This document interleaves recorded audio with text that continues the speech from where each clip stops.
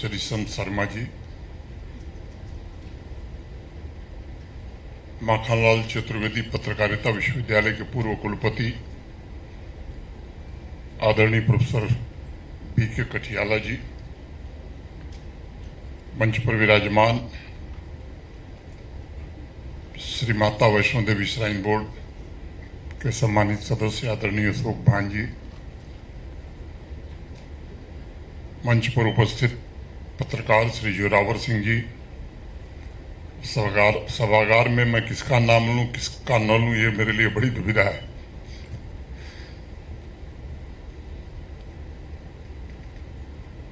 सभागार में उपस्थित अत्यंत विद्वान श्रेष्ठ एवं ज्येष्ठ जन, देवियों, सज्जनों और मित्रों,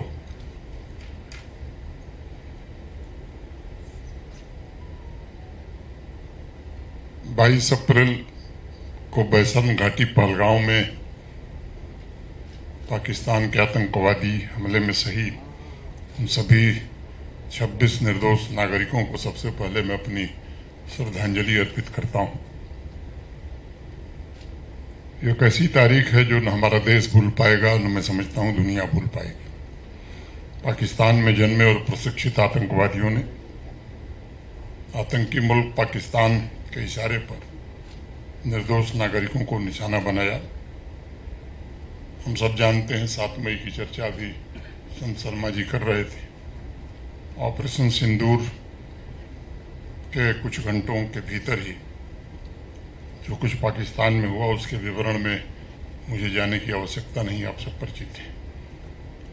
लेकिन मेरे पूर्व के वक्ताओं ने भी बताया उसके पहले 23 अप्रैल की तारीख भी बड़ी महत्वपूर्ण है। भारत के माननीय प्रधानमंत्री जी ने जो किया, या मैं कहूं कि करके दिखाया, वो शायद पहले कभी हम सोच नहीं सकते थे। वर्तमान प्रधानमंत्री आदरणीय नरेंद्र मोदी जी ने सिंधु जल संधि, इंडस वाटर ट्रीटी, मैं संस्कृत निष्ठ शब्द नहीं प्रयोग करूंगा, निलंबित या स्थगित कर दिया, यही मैं कहूंगा त्रिशंकु। मुझे लगता है कि यह एक ऐतिहासिक फैसला था। आप सब जानते हैं कि जब ये इंडस वाटर ट्रीटी हस्ताक्षर हुआ तो उसके बाद भी देश ने 3 बड़े युद्ध लड़े। मुंबई के आतंकवादी हमले की बात मैं नहीं करूंगा, 1965, 1971 और 1999-2000 जो कारगिल लड़ा। इन तीनों युद्धों में एग्रेसर पाकिस्तान ही था। हमारी वीर सेनाओं की बहादुरी के कारण करारी शिकस्त भी उसे मिली, लेकिन तब भी ये समझौता देश निलंबित नहीं कर सका। यहां तक कि जिस बात का जिक्र भान साहब कर रहे थे, 3 दशक तक पाकिस्तान और उसके आतंकवादियों ने हमारे निर्दोष नागरिकों का खून बहाया, लेकिन भारत का पानी आतंकी मुल्क के खेतों को सींच रहा था, उसके नागरिकों का पेट भर रहा था।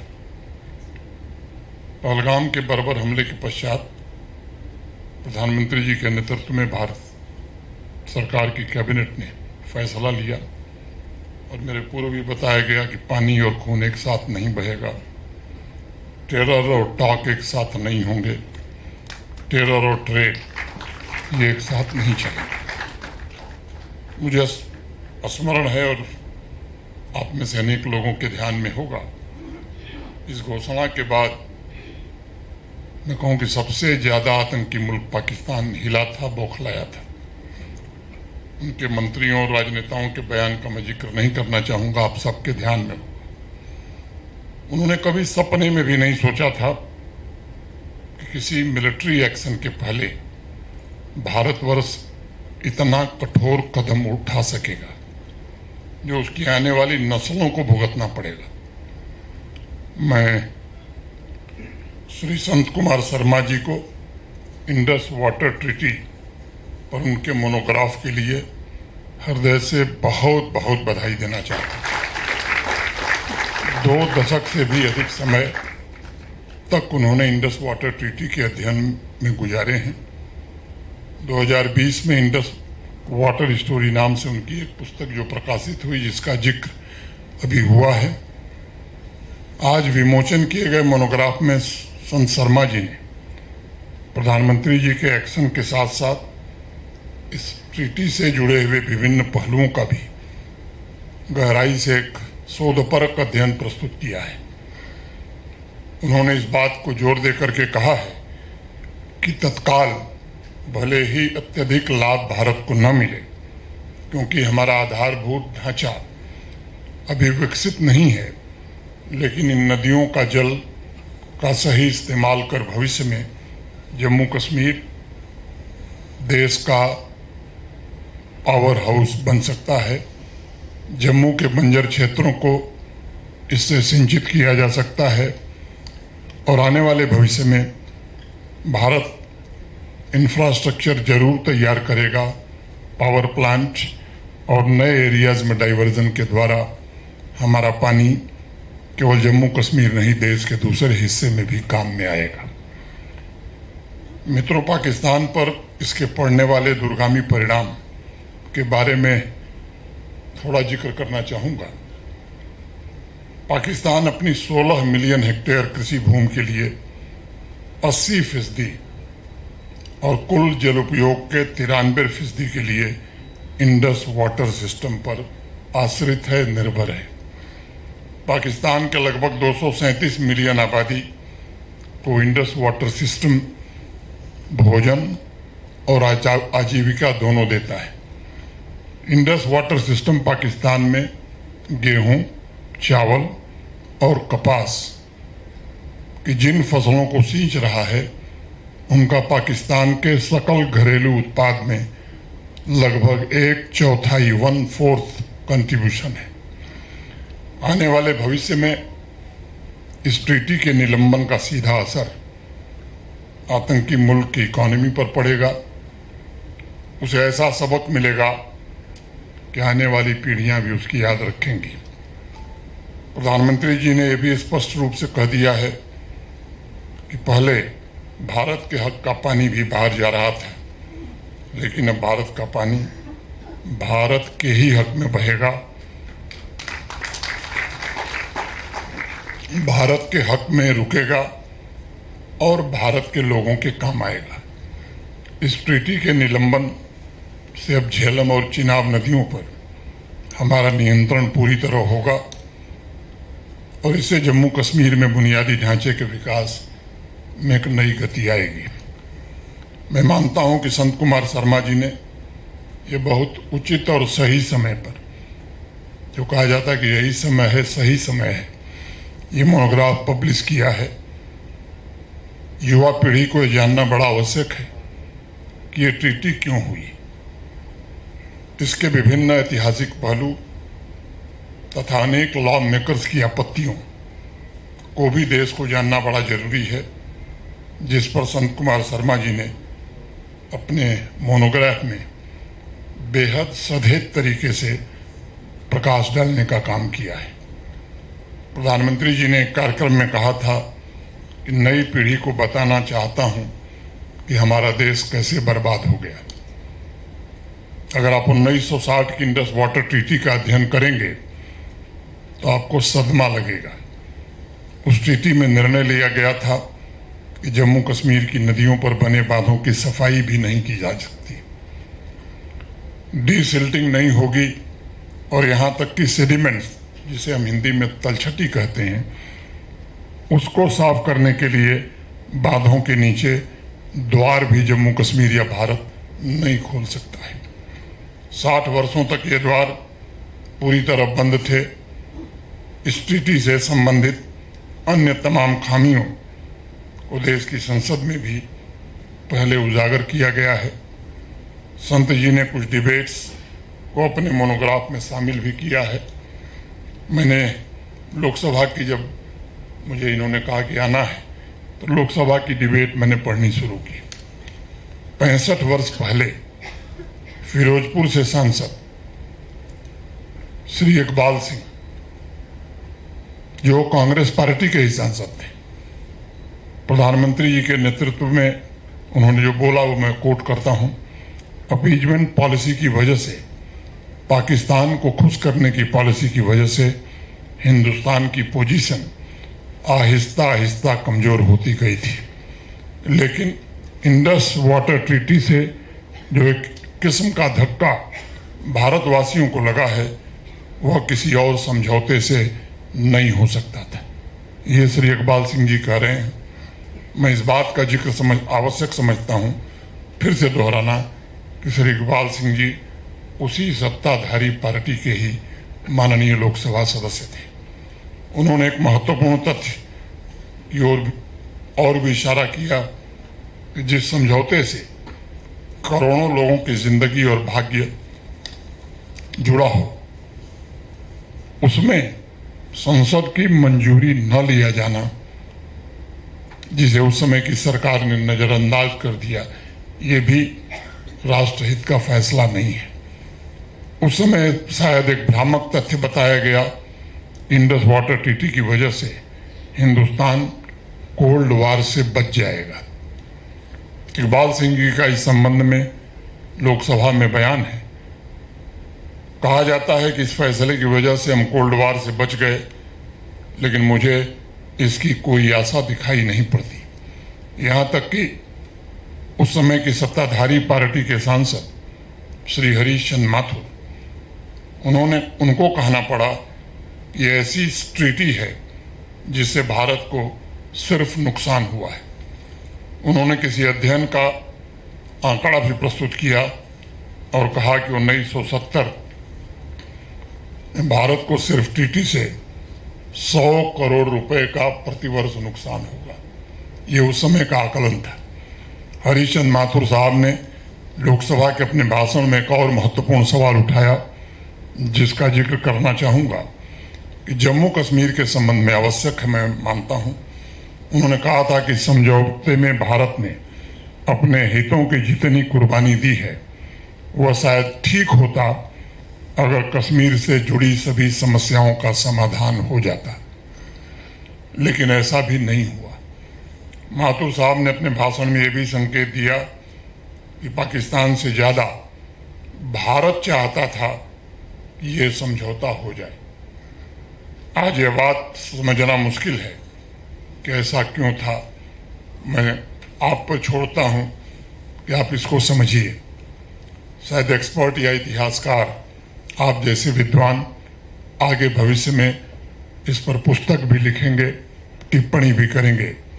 लेकिन अगर जानबूझकर हिंदुस्तान के भविष्य की कीमत पर इंडस वाटर ट्रीटी हुई थी, तो ये देश के साथ विश्वासघात था, भारतवासियों को धोखे में रखने की बहुत बड़ी साजिश थी। उस समय टाइम्स ऑफ इंडिया ने अपनी रिपोर्ट में जो लिखा, and I would like to quote, विवाद के लगभग हर प्रमुख मुद्दे पर भारत ने अपने हितों की कीमत पर पाकिस्तान की इच्छाओं के आगे पूरी तरह घुटने टेक दिए। प्रजा सोशलिस्ट पार्टी के सांसद डीसी कश्मीर के थे Shri Ashok Mehta. Indus water treaty को उन्होंने खतरा बताया था और उनका कहना था कि जब दो देशों के बीच इस समझौते को लेकर बातचीत हो रही थी, तब ये उम्मीद थी कि शायद इसके सुखद परिणाम होंगे, जिनका सबसे बड़ा असर जम्मू कश्मीर पर पड़ेगा, लेकिन वह नहीं हो पाया। इस वन साइडेड ट्रीटी के दुष्परिणाम आने वाले भविष्य में जरूर दिखाई पड़ेंगे। संविधान सभा के सदस्य रहे अरुण चंद्र गुहा भी उस समय सत्ताधारी दल के सदस्य थे, लेकिन इंडस वाटर ट्रीटी के मुद्दे पर उन्होंने तत्कालीन प्रधानमंत्री जी का जमकर विरोध किया था और कहा था कि भारत के लोगों में ऐसी भावना है कि जब भी हम पाकिस्तान के साथ किसी समझौते पर बातचीत करते हैं, तो शायद पाकिस्तान को खुश करने की हमारी ओर से ज़्यादा चिंता रहती है, जिसके कारण हम राष्ट्र के हितों की बलि दे देते हैं। अभी वाजपेयी जी का जिक्र मेरे पूर्व हुआ है। माननीय अटल बिहारी वाजपेयी जी ने भी तत्कालीन सरकार को चिताया था, ट्रीटी के बारे में चेतावनी दी थी।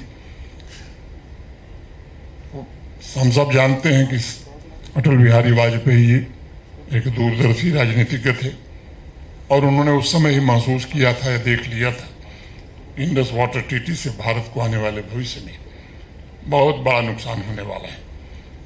उनका कहना था कि हमने पाकिस्तान को अनुचित कीमत देने की कोशिश की है और उसके बाद भी पाकिस्तान की मित्रता मिलेगी कोई विश्वास के साथ नहीं कह सकता।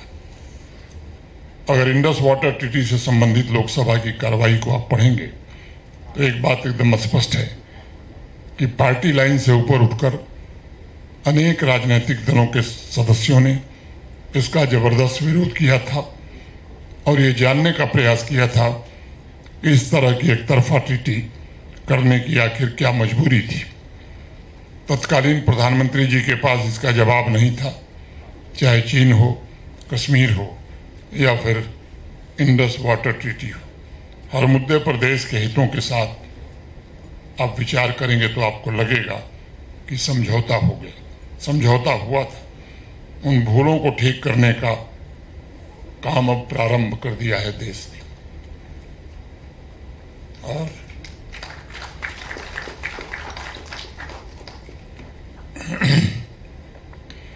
पहलगाम हमले के पश्चात इंडस वाटर ट्रीटी को स्थगित रखने के साथ साथ अटारी इंटीग्रेटेड चेक पोस्ट को तत्काल प्रभाव से बंद कर दिया गया। पाकिस्तानी नागरिकों को सार्क वीजा छूट योजना के तहत भारत की यात्रा करने की अनुमति भी समाप्त कर दी गई। ऑपरेशन सिंदूर का वर्णन हो गया, मुझे लगता है कि उसके विस्तार में मैं नहीं जाना चाहता हूं। भारत ने दृढ़ता से यह दोहराने का काम किया है कि एकमात्र मुद्दा जिस पर बात हो सकती है वह पाकिस्तान के कब्जे वाले पीओके है।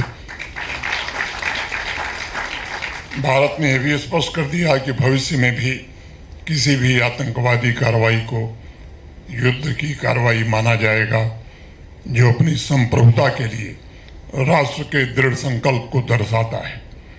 मित्रों, पाकिस्तान की आतंकी साजिशों के खिलाफ जिस प्रकार जम्मू कश्मीर के लोग 22 अप्रैल के बाद खड़े हुए थे, हफ्तों तक सड़कों पर प्रदर्शन हुए, उससे एक बात साफ हो गई कि अब जम्मू कश्मीर के लोग और विशेषकर से वे लोग जिनके मन में कभी संशय हुआ करता था, वो भी इस बात को समझ गए हैं कि पाकिस्तान के साथ जम्मू कश्मीर का कोई भविष्य नहीं हो सकता।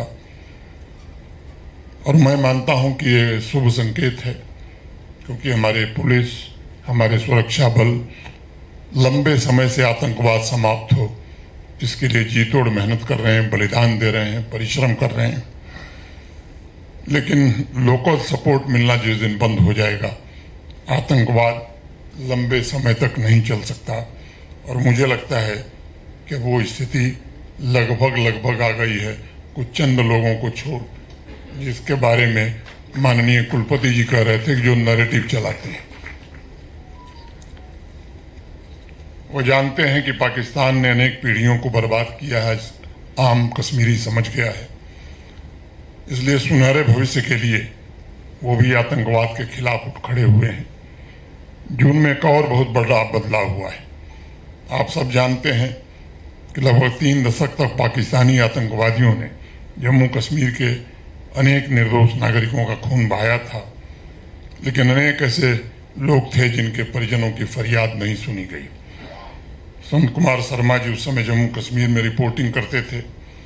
उन्हें जरूर ध्यान होगा कि पाकिस्तान के इशारे पर हजारों कश्मीरियों और जम्मू कश्मीर के निवासियों की हत्या हुई, लेकिन अनेक मामले में FIR तक भी दर्ज नहीं हुई।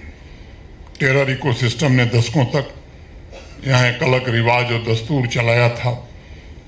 जो लोग पाकिस्तान के इशारे पर काम करते थे उनकी मौत पर तो जुलूस निकलता था, लेकिन जो निर्दोष लोग बेवजह मारे जाते थे उनके जनाजे के लिए न जगह मिलती थी, न कोई फतवा पढ़ने आता था, न जो कॉन्फ्लिक्ट इंटरप्रेन्योर थे उनके दबाव में असली विक्टिम के दरवाजे पर दस्तक देने में भी लोग हिचकते थे। ऐसे बहुत कम लोग थे जो आतंकवादियों के जनाजे में अवश्य ऐसे बहुत से लोग थे जो आतंकवादियों के जनाजे में तो जरूर जाते थे, उन्हें आतंकवादियों की कब्रों पर फूल चढ़ाकर अपना कैरियर बनाने में आनंद आता था। चंद लोगों के दबाव में एक नैरेटिव चलाया जाता था कि आतंकवादी विक्टिम है, पुलिस और आर्मी हमलावर है। जो आम कश्मीरी मारा जाता था उसकी गिनती तक नहीं होती थी। अब उन परिवारों के लिए न्याय सुनिश्चित हो, इसकी एक व्यवस्था प्रारंभ की गई है। 13 जुलाई को बारामूला में 40 ऐसे परिवारों को सरकारी नौकरी के नियुक्ति पत्र दिए गए हैं। उनके निकटतम परिजनों को, जिनकी हत्या पाकिस्तानी आतंकवादियों ने की थी। बड़ी मात्रा में आवेदन आए हैं। एक एक आवेदन को ध्यानपूर्वक निस्तारित किया जाए ताकि इसमें कोई गलती न हो। इसका गंभीर प्रयास चल रहा है और मैं ये आश्वस्त करना चाहता हूँ आज के इस कार्यक्रम से कि ऐसा कोई व्यक्ति बचेगा नहीं जो वाजिब हकदार है उसे नौकरी न मिले, उसे आर्थिक सहायता न मिले। जम्मू कश्मीर पुलिस ने हेल्पलाइन भी जारी किया है। जिन मामलों में FIR नहीं हुई है उन मामलों में FIR भी होगी, कार्रवाई भी होगी। ऐसी बातें भी ध्यान में आई हैं कि परिजनों की हत्या भी की गई और उनकी संपत्ति भी आतंकवादियों ने जब्त कर लिया। तो वो कब्जे भी समय सीमा के भीतर अगस्त माह में ही खाली करा दिए जाएंगे। ये कई फैसले प्रशासन ने किए।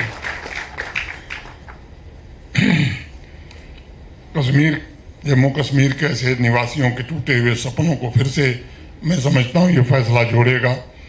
वर्षों से जो न्याय का इंतजार कर रहे थे उनका इंतजार समाप्त होगा। आज इस अवसर पर मैं एक और तथ्य की ओर संकेत करूंगा। 3 दशक से पाकिस्तान समर्थित आतंकवादी और पाकिस्तान में बसे आतंकवादी ग्रुप आम जम्मू कश्मीर वासियों का खून बहा रहे हैं।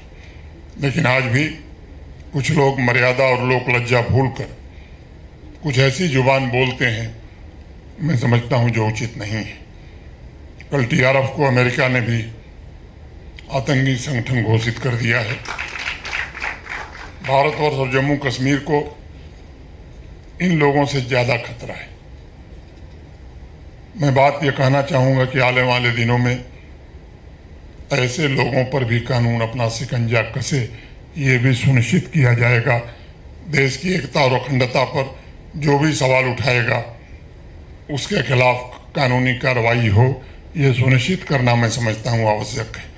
मैं किसी का नाम नहीं लेना चाहता, लेकिन इस तरह के जब शब्द कहे जाते हैं कि कश्मीर घाटी में आने वाली ट्रेन ये डेमोग्राफिक मैनिपुलेशन है, स्टेट स्पॉन्सर्ड, ये भी बात कही जाती है कि हम खुद घाटी में अल्पसंख्यक हो जाएंगे। ये भी बात कही जाती है कि कल्चरल इन्वेजन हो रहा है। ये भी बात कही जाती है कि अल्कोहलिज्म और वल्गरिज्म बढ़ रहा है, मेहमान यहाँ की तहजीब बिगाड़ रहे हैं, डेमोग्राफिक इन्वेजन की बात कही जाती है। तो मैं समझता हूँ ये वही भाषा है जो TRF के लोग बोलते हैं।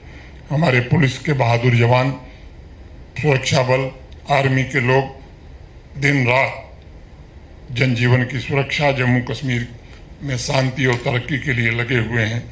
निस्वार्थ भाव से अपना सब कुछ राष्ट्र को न्यौछावर कर इस मिट्टी की खिदमत कर रहे हैं। दूसरी तरफ इनका अपमान करने की कोशिश कुछ लोग कर रहे हैं। ईश्वर के वास्ते ऐसी भाषा बोलना कृपा करके बंद करिए। जम्मू कश्मीर के मासूमों की लाश पर बहुत व्यक्तिगत विकास हो गया, अब उन्हें बख्शने की जरूरत है। नई पीढ़ी नए सपने के साथ शांति और विकास के रास्ते पर आगे बढ़ना चाहती है। अगर आप उन्हें सहारा नहीं दे सकते तो कम से कम खामोश रहिए ताकि बिना किसी दबाव के वो इज्जत से जी सकें। इंडस वाटर ट्रीटी को स्थगित कर भारत ने पूरे विश्व को एक बड़ा संदेश दिया है। अब आने वाले भविष्य में इंफ्रास्ट्रक्चर डेवलपमेंट की एक नई शुरुआत होने जा रही है। मैं कई बैठकों में शामिल रहा हूँ, यह वक्त नहीं है कि उसके विवरण में मैं जाऊँ जब तक वो पूरी तरह से अंतिम रूप नहीं ले लेता है। लेकिन मैं ये बात जरूर कह रहा हूँ कि भारत सरकार बहुत गंभीर प्रयास कर रही है। लॉन्ग टर्म, शॉर्ट टर्म और मिड टर्म स्ट्रेटजी डिफाइन हो गई है और पैसे की कमी इसमें नहीं आएगी। ये फैसला भारत की पूरी सरकार और प्रधानमंत्री का है। संत कुमार शर्मा जी ने भी अपने मोनोग्राफ में तमाम रिकमेंडेशंस दिए हैं जिस पर ध्यान देने की आवश्यकता है। कई लोगों ने कहा कि ये शोधार्थियों रिसर्चर्स के लिए काम आएगी। मुझे लगता है कि रिसर्चर से ज़्यादा ये पॉलिसी मेकर्स के लिए भी काम आएगी। मैं एक बार पुनः इस मोनोग्राफ के लिए संत कुमार शर्मा जी को हृदय से बहुत बहुत बधाई देता हूँ और इस पुस्तक के बारे में यही कहूँगा, मस्ट रीड दिस बुक। ये किताब जरूर पढ़िए। अगर आपको भारत से प्रेम है तो इस किताब को आपको जरूर पढ़ना चाहिए। बहुत बहुत धन्यवाद। जय हिंद, जय भारत।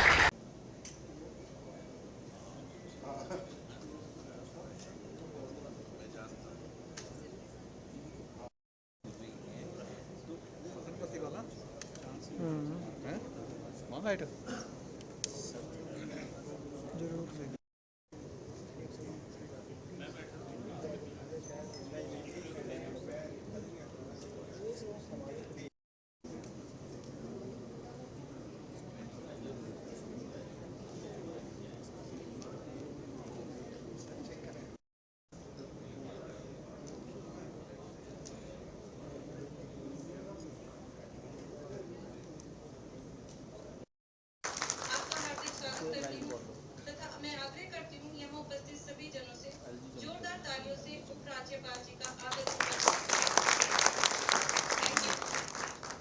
आपकी गरिमा में उपस्थिति पाकर हम आनंदित और कृतज्ञ। So, as an inspiration to all of us, sir, your presence elevates the stature of this program and symbolizes your deep